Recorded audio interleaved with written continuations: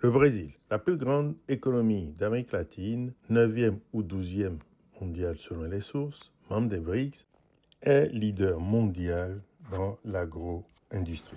Le pays dispose d'une industrie développée en aéronautique avec Embraer, en pétrochimie, en sidérurgie. Patrice Talon, le président du Bénin, en est à sa deuxième visite officielle en 12 mois. Il a été reçu dans un premier temps par le ministre des Affaires étrangères, M. Mauro Vieira, puis par le président Lula. Les séances de travail ont eu lieu avec 3 institutions majeures du développement du Brésil. La première, la Confédération nationale de l'industrie, où il a été question de formation technique et professionnelle, d'industrialisation et de renforcement de l'employabilité des jeunes.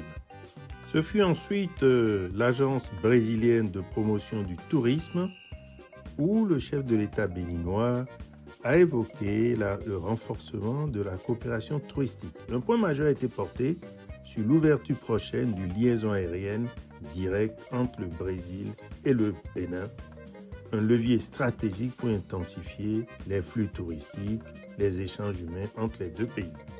Et enfin, ce fut le tour de l'entreprise brésilienne de recherche agricole où M.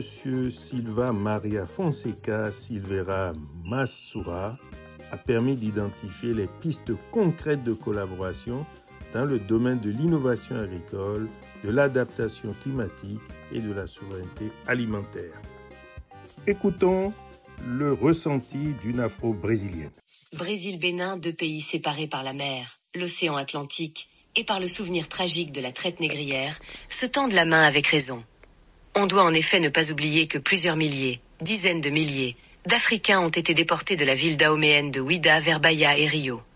Et que, au XIXe siècle, plusieurs milliers d'anciens esclaves sont revenus dans la terre de leurs ancêtres. Des liens culturels, religieux, humains ont été tissés. En témoigne la maison du Bénin à Salvador de Bahia et celle du Brésil à Ouida. Bien des Afro-Brésiliens utilisent aujourd'hui des mots venus du Dahomey, Fon et Yoruba. Des Béninois préservent des traditions culinaires, religieuses, artistiques, qu'ils ont ramenées du Brésil. Les 2 gouvernements ont décidé de construire un futur sur cet héritage. Les présidents Luis Inácio Lula et Patrice Talon ont échangé des idées et des projets d'intérêt commun, agricoles, touristiques et aériens. Le Bénin y a ajouté un symbole fort, celui de donner la nationalité aux Brésiliens originaires des anciens lieux de traite. Tout cela est bon. Et comme afro-brésilienne, ayant visité Ouida, Abomey, Porto Novo, Cotonou, je m'en réjouis.